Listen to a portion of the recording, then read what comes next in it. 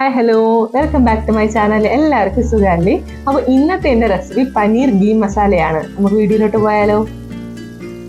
ആദ്യമായി പനീർ ചെറിയ കഷ്ണങ്ങളായിട്ട് മുറിച്ചെടുക്കാം. ഞാനിവിടെ എടുത്തിരിക്കുന്ന അമൂലിൻ്റെ പനീറാണ്.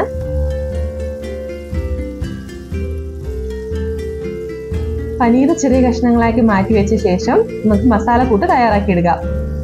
മസാലക്കൂട്ട് തയ്യാറാക്കുന്നതിന് വേണ്ടി ഞാനൊരു വലിയ തക്കാളിയാണ് എടുത്തിരിക്കുന്നത്.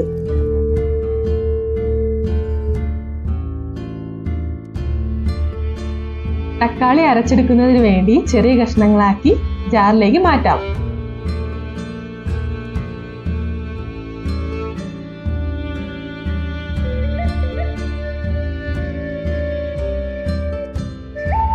ഇതിലേക്ക് കുറച്ച് മുളകുപൊടി, മല്ലിപ്പൊടി, മഞ്ഞൾപ്പൊടി, മസാല, ജീരകം, കുറച്ച് അണ്ടിപ്പരിപ്പും കൂടി ചേർത്ത് അരച്ചെടുക്കാം.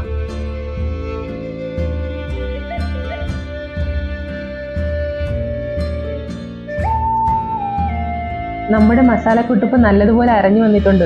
നമുക്കിനി വേറൊരു പാത്രത്തിലോട്ട് മാറ്റി വയ്ക്കാം. അടുത്തതായി നമുക്ക് ചൂടായ പാനിലേക്ക് കുറച്ച് നെയ്യ് ഒഴിച്ചു കൊടുക്കാം. നെയ്യ് ചൂടായി വരുമ്പോഴേക്കും ഇതിലേക്ക് ആവശ്യത്തിന് മുളക് പൊടിയും മഞ്ഞൾപ്പൊടിയും കുറച്ച് കസ്തൂരി മേത്തിയും കൂടി ചേർത്ത് കൊടുക്കാം. കസ്തൂരി മേത്തി കിട്ടാത്തവർക്ക് സ്കിപ്പ് ചെയ്യാവുന്നതാണ്.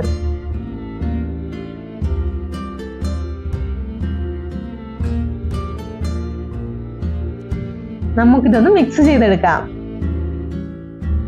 മുളക് പൊടിയുടെയും മഞ്ഞൾപ്പൊടിയുടെയും കസ്തൂരി മെത്തിയുടെയും പച്ചമണം മാറി വരുമ്പോഴേക്കും കട്ട് ചെയ്ത് വെച്ചിരുന്ന പനീർ ചേർത്ത് കൊടുക്കാം. ഇനി നമുക്ക് പനീർ ചെറുതായൊന്ന് ഫ്രൈ ചെയ്തെടുക്കാം. പനീർ ഓവർ ഫ്രൈ ആകാതെ നോക്കണം. ഓവർ ഫ്രൈ ആയാൽ കട്ടി കൂടാൻ ചാൻസ് ഉണ്ട്.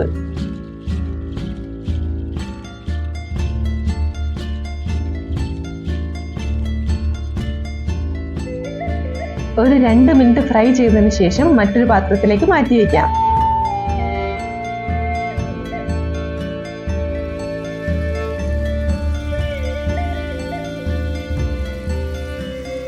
ഫ്രൈ ചെയ്ത പാനിലേക്ക് തന്നെ കുറച്ച് എണ്ണ ഒഴിച്ചു കൊടുക്കാം.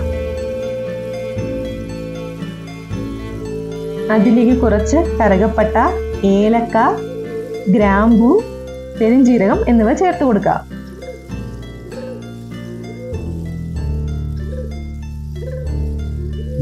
ഇതൊന്ന് ചൂടായി വരുമ്പോഴേക്കും അരിഞ്ഞു വെച്ചിരുന്ന സവാള കൂടി ചേർത്ത് കൊടുക്കാം.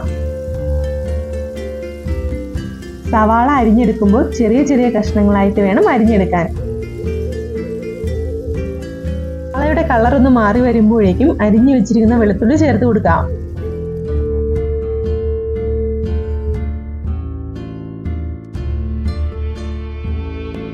അതിനുശേഷം നേരത്തെ തയ്യാറാക്കി വെച്ചിരിക്കുന്ന മസാലക്കൂട്ടിലേക്ക് ചേർത്ത് കൊടുക്കാം.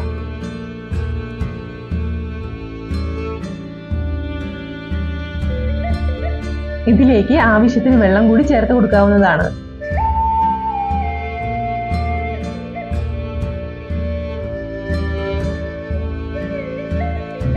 കുറച്ച് സമയം വേവിച്ചതിന് ശേഷം നേരത്തെ തയ്യാറാക്കി വെച്ചിരുന്ന പനീർ ഇതിലേക്ക് ചേർത്ത് കൊടുക്കാം.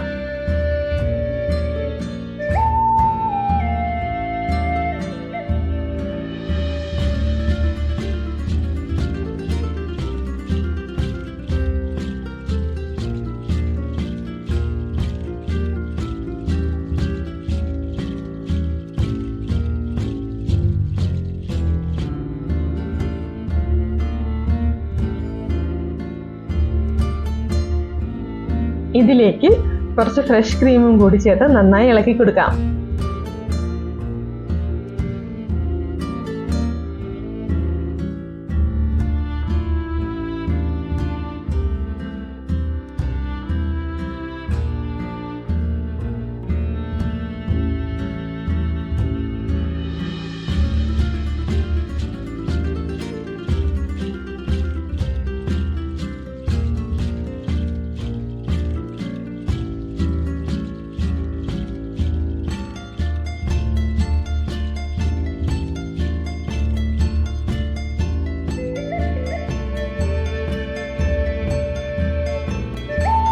ഇത് നമുക്ക് സർവിംഗ് ബൗളിലേക്ക് മാറ്റിയെടുക്കാം.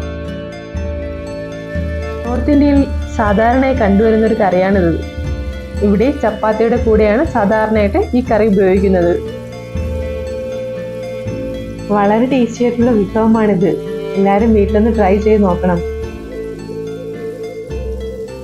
നമ്മുടെ വീഡിയോ ഇഷ്ടപ്പെട്ട് കഴിഞ്ഞാൽ ലൈക്ക് ചെയ്യാനും സബ്സ്ക്രൈബ് ചെയ്യാനും കമൻറ്റ് ചെയ്യാനും മറക്കരുത്.